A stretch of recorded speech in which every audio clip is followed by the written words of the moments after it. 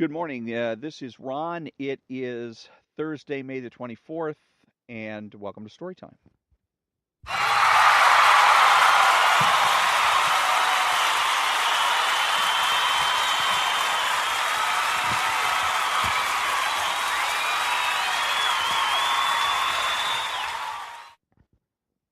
And this is Ron, the only host in the United States of America that is a true conservative, who's conservative because he says he is, rather than because the Democrats say he is. So this morning I was at the gym, and there are a couple of guys that come in. It seems sometimes the left, they have to make everything about Donald Trump. So we're having a conversation about, it was about, started out about the NFL. First thing I started talking about was about gambling. I was talking to this friend. I said, hey, how about that Supreme Court decision that allows the states to open up gambling? Well, he turned it around and said that he was talking with his wife about the NFL and their decision to penalize players that refuse to stand for the national anthem. And that the idea is that if the players don't want to stand for the national anthem, then they stay in the locker room. So he switches it over to that. Then another guy, and both these guys are people I'm friends with. And so another friend, he walks in and he says, oh, well, that's all, because of Donald Trump. So here we go. We have to reach way, way out there. We got to make everything about Donald Trump. Everything that irritates or annoys you, it's got to be about Donald Trump. Here in Southern California, the weather has been gloomy and gray. They call it May gray or gray May. And so I suppose they're going to reach and try to blame Donald Trump for that. He did something or failed to do something, and so therefore it's gray in May in Southern California. BS. But anyways, the point is that you how do you deal with this? I got two people that I'm friendly with and I want to stay on good terms with, and they're disrespecting me over Donald Trump. And so it caught me unawares, or caught me off guard because, again, I'm not expecting this. My conversation was going to be about the gambling issue and whether or not that's going to. I wanted to find out whether that friend of mine was going to participate and actually engage in wagering on sporting events. But anyway, so it ends up being about Donald Trump. It's Donald Trump's fault because he made things worse instead of better, and blah blah blah blah blah blah blah. So this is the situation where most conservatives find themselves. You're in a position where, through no fault of your own, you didn't go looking for it. You didn't go asking for the problems. No conservative should do it. It's not our job to convince the left that they're wrong. It's the left's job to convince us that they're right. Okay, period.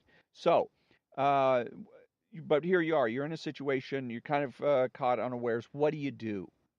And in this particular situation, it's a situation where, like he says, well, Donald Trump did this, that, or the other thing. Really? So he caused the problem in for the NFL. He caused these people to take a knee. Prove it. Prove it.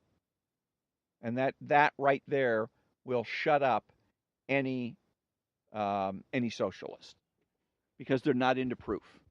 What they're into is bullying and intimidation.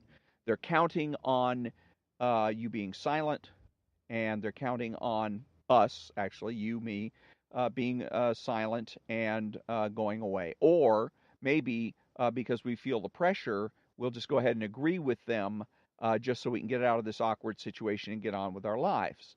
So we end up agreeing with them or shutting up and not being a force. And we don't have to be. Because, again, it's not my job to convince them of anything. I don't have to go out and say, oh, Donald Trump's a great guy. You want to think Donald Trump's not a great guy, knock yourself out. But I draw the line when you draw false conclusions. When you say that Donald Trump caused certain things to happen that he didn't cause to happen. Okay, or at least there's no evidence he caused to happen. And that's where I got to throw a flag. In other words, prove it. Prove it. And again, the left likes to use psychological techniques. They don't want to get into intellectual arguments. Intellectual arguments are boring for the left because it involves research. You got to actually go out and do some research. It involves acknowledgement of reality. It violates everything they basically stand for. They stand for uh, no acknowledgement of reality, anti-reality, anti-knowledge, anti-ethics, and at least anti-universal ethics. So anytime you're asking the left to prove it, you're going to be putting them on the spot. But that's fair. It's great because that's where they belong. They're the ones that are always asking for change. Everything should change. We should have marijuana legalized for recreational use. First, it was marijuana for medicinal purposes, which was crap. It's just an excuse for people that want to get stoned to be able to get stoned without being thrown in prison. And again, there was just no reason for it. So they want that to happen. They want same-sex marriage, and the way they do it, always the way they go about change, is by asking why not. Why not same-sex marriage? Why not recreational use of marijuana? But that's not the way it works.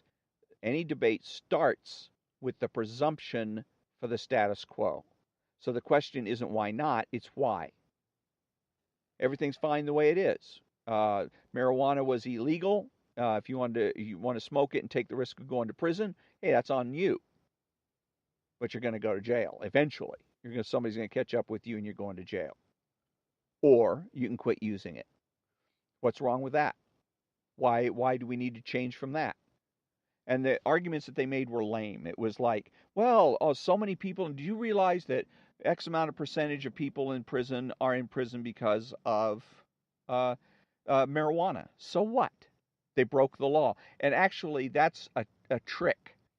It's not even so what, it's you're a liar. That's the proper response to that one, because it's not true. It's just simply untrue. They're in prison because they broke the law. It doesn't matter whether you broke the law about marijuana or you broke the law about robbery or burglary or using cocaine or heroin. It doesn't matter. You broke the law. Now, and also, probably not the first time you broke the law, because usually most first-time lawbreakers get a break. They get probation. They get sometimes they'll get to go to rehab. They have issues like that. So the people that are in prison are not people that have just, hey, they stood on the corner, fired up a joint, and then the next thing you know, the ATF is all over them, or the DEA, and slamming them into prison. Doesn't work that way. More than likely, these are people that have been using and abusing for years, maybe decades. They've probably been arrested multiple times. And so, again, they're career felons. These are people that make a habit out of thumbing their nose at the system. So all of this stuff wasn't true. But again, because we have conservatives, faux conservatives like Rush Limbaugh and Sean Hannity, who don't know what they're doing vis-a-vis debate, they don't understand the idea that it is the people that want change that have the burden of proof, and therefore they screw things up, they make things worse, and we end up with laws we don't want, and more importantly, we end up with laws we don't need. So, again, so if you're confronted with people, folks, and they're all of a sudden they're going to make it a Trump issue, okay, prove it. Trump made things worse? Okay, how? Don't fall into the trap of saying, oh, well, Trump's a great guy, because then the burden is going to go on you. They're going to turn around and say, really, how do you figure? So now you're on the hot seat. Okay. Remember, if you're just minding your own business, you're talking about this, that, and the other thing, and somebody's just got to make the conversation about Trump, burden's on them. Let them prove it. So the left's job. Okay, when I come back, I'm going to be reading from the Playboy interview of 1964 with Miss Ayn Rand.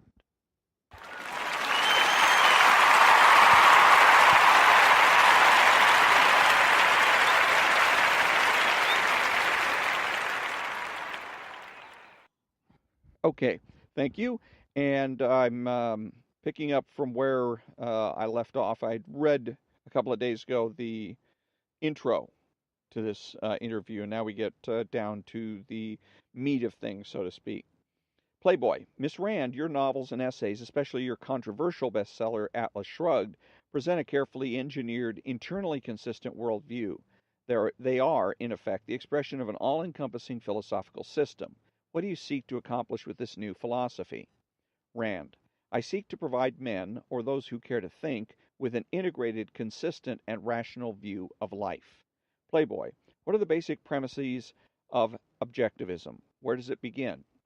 Rand, it begins with the axiom that existence exists, which means that an objective reality exists independent of any perceiver or of the perceiver's emotions, feelings, wishes, hopes, or fears. Objectivism holds that reason is man's only means of perceiving reality and his only guide to action. By reason, I mean the faculty which identifies and integrates the material provided by man's senses. Playboy. In Atlas Shrugged, your hero John Galt declares, I swear by my life and my love of it that I will never live for the sake of another man, nor ask another man to live for mine. How is this related to your basic principles? Rand. Galt's statement is a dramatized summation of the objectivist ethics. Any system of ethics is based on and derived implicitly or explicitly from a metaphysics. The ethics derived from the metaphysical base of objectivism holds that, since reason is man's basic tool of survival, rationality is his highest virtue. To use his mind to perceive reality and to act accordingly is man's moral imperative. The standard of value of the objectivist ethics is man's life, man's survival qua man, or that which the nature of a rational being requires for his proper survival. The objectivist ethics, in essence, hold that man exists for his own sake, that the pursuit of his own happiness is his highest moral purpose, that he must not sacrifice himself to others, nor sacrifice others to himself. It is this last that the Galt statement summarizes. Playboy, what kind of morality derives from this in terms of the individual's behavior? Rand, this is presented in detail in Atlas Shrugged. Playboy, the heroine of Atlas Shrugged was, in your words, completely incapable of experiencing a feeling of fundamental guilt. Is any system of morality possible without guilt? Rand, the important word in the statement you quoted is fundamental. Fundamental guilt does not mean the ability to judge one's own actions and regret a wrong action. If one commits it, fundamental guilt means that man is evil and guilty by nature. Playboy, you mean original sin? Rand, exactly. It is the concept of original sin that my heroine, or I, or any objectivist, is incapable of accepting or ever experiencing emotionally. It is the concept of original sin that negates morality. If man is guilty by nature, he has no choice about it. If he has no choice, the issue does not belong in the field of morality. Morality pertains only to the sphere of man's free will, only to those actions which are open to his choice. To consider man guilty by nature is a contradiction in terms.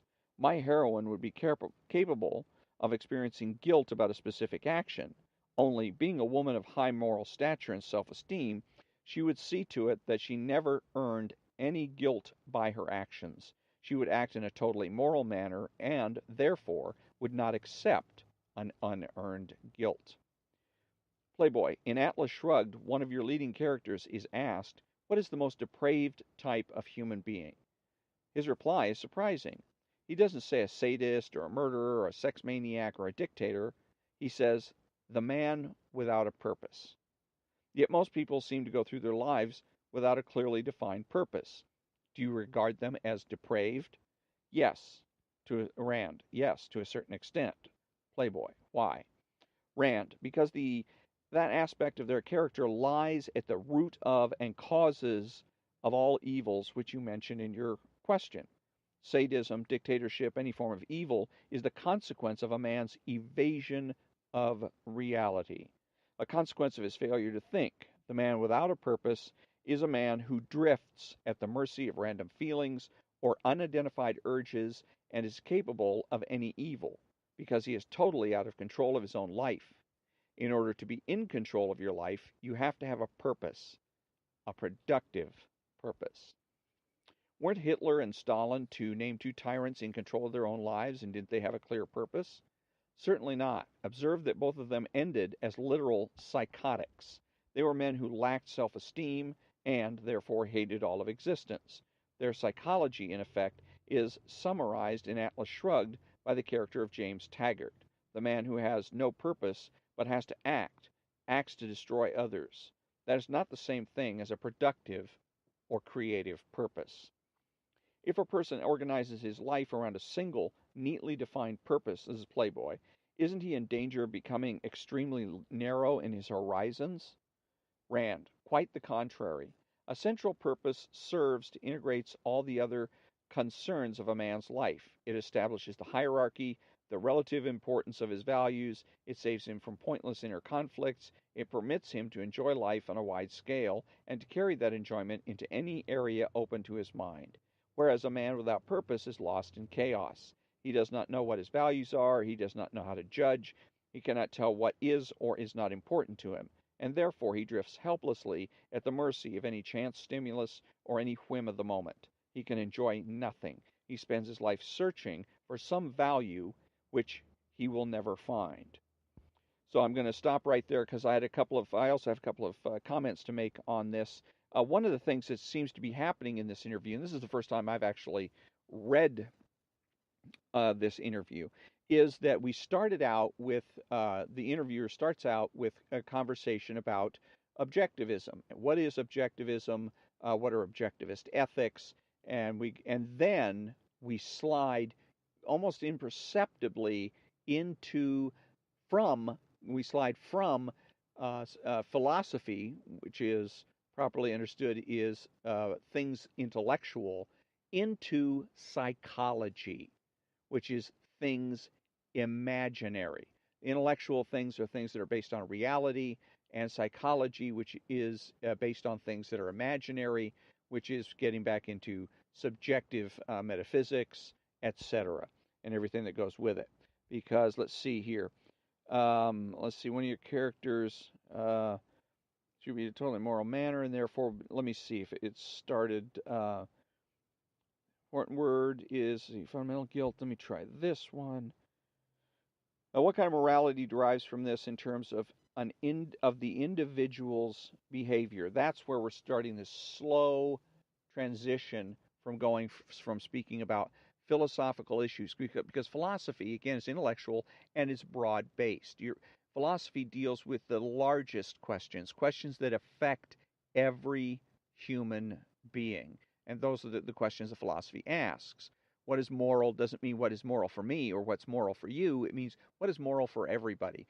Another question is one of the most fundamental questions is are there universal rights and wrongs? Are there rights or wrongs that are wrong today, were wrong 2,000 years ago, and will be wrong 2,000 years from now, and are wrong for everybody, every human being on earth, no matter where they live? And that is a philosophical issue. When you start to get, and the way you can tell that he's doing this is because he starts individualizing these issues. So he says, oh, okay, well you got philosophy. Your philosophy says X, Y, Z. So if this particular person does this or does that or does the other thing, then we draw a certain conclusion. Well, now you're slipping from philosophy into psychology, because now you're dealing with an individual human being and uh, dealing with their psychology, like he's dealing with guilt. What kind of morality derives from this in terms of the individual's behavior? The heroine of Atlas Shrugged, she responds, oh, yes, okay. So she just basically says that it's presented in Atlas Shrugged. In other words, go read the book. And Playboy comes back and talks about the heroine being completely incapable of experiencing a feeling of fundamental guilt. And then it says a system of morality possible without guilt. So what he's doing again is conflating philosophy with psychology. Because whether or not the heroine, a particular individual, feels guilty or doesn't feel guilty is a psychological issue. Whether or not people in general should have anything to feel guilty about, or it would probably be Again, the issues of like original sin. Is man born bad? Human beings born bad? Are they born good? Are they born a blank slate? That would be a philosophical question or issue. The issue of guilt is a psychological issue. So again, we start sliding into the psychological, and Ayn Rand isn't noticing this. And the problem with sliding into the psychology of people is that you get trapped. They start applying, taking your philosophy and saying, well, wait a minute, trying to show to you that that doesn't match, that there's some kind of an inconsistency here. Hey, wait a minute, and what Ayn Rand should have done about this particular statement, the heroine of Atlas Shrugged was, in your words, completely incapable of experiencing a feeling of fundamental guilt. Is any system of morality possible without guilt?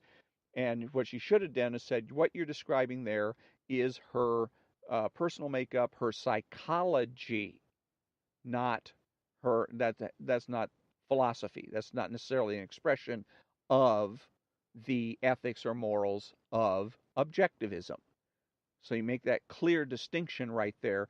That way you're not going to end up getting trapped, because you're going to end up being put in a bad place. He's already starting to put her up against the wall by saying, wait, how can we have morals if nobody feels guilty?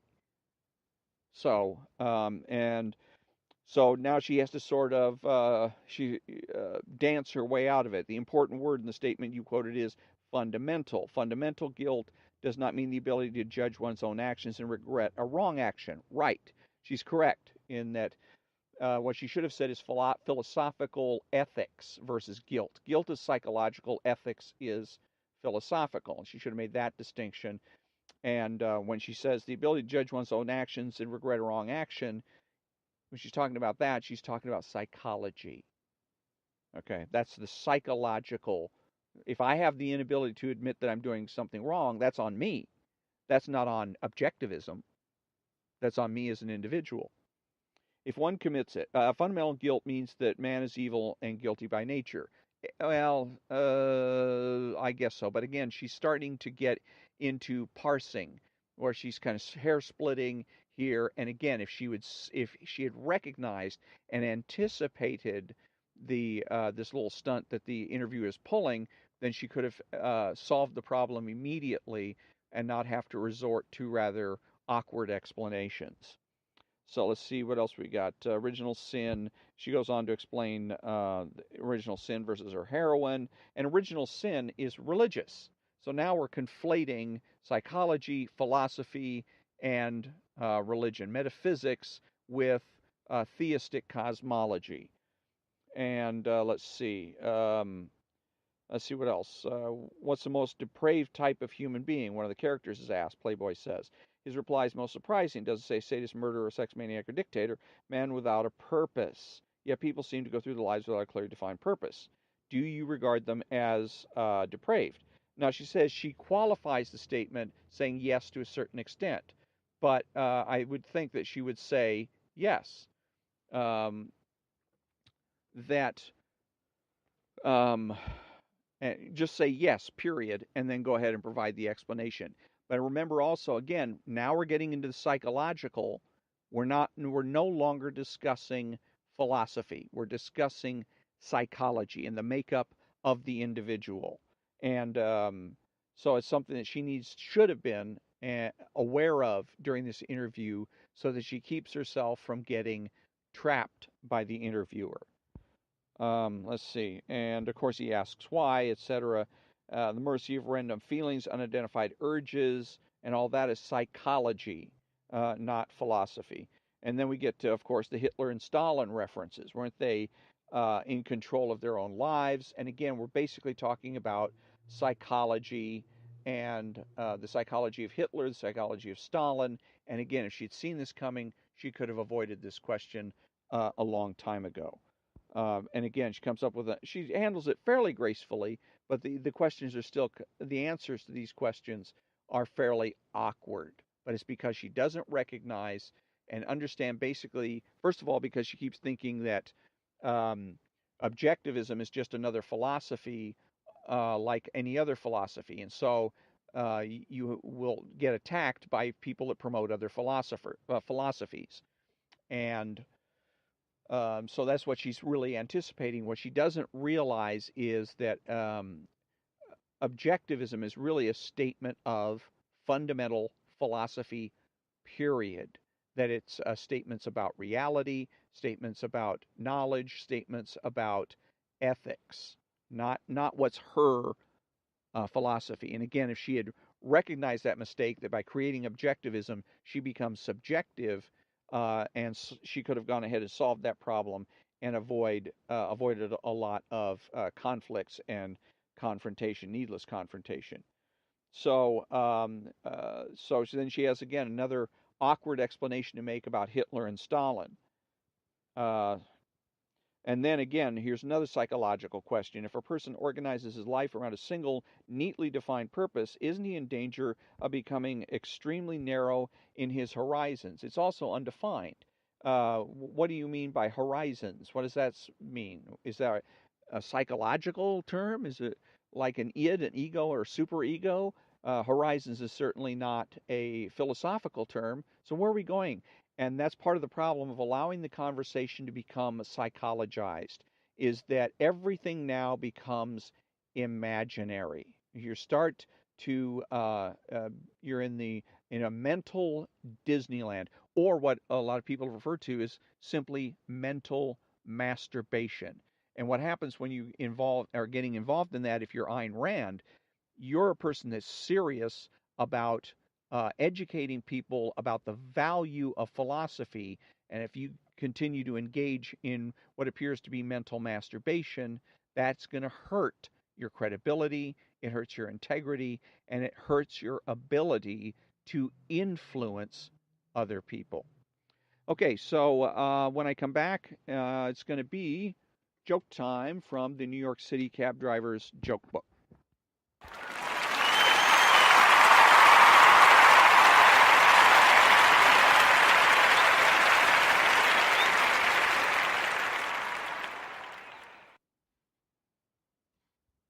Okay, so thank you very much, and I'm back. And let's see. Okay, so a little boy walks into the living room where his parents are entertaining a large gathering of their friends and loudly announces, "Mommy, I have to poop." And the mother takes the boy to the bathroom and says, "Now, Billy, the next time you have to go to the bathroom, say, 'Mommy, I have to whisper.'" "Okay," says the boy. That night, little Billy wakes up at 3 a.m., goes into his parents' bedroom where they are sound asleep. He goes up to his mother and says, "Mommy, I have to whisper." Mother drowsily replies, "I'm too tired now. Go whisper in Daddy's ear." And that wraps up this issue or episode of Story Time. And until next time, thank you very much for joining me. Have a great day.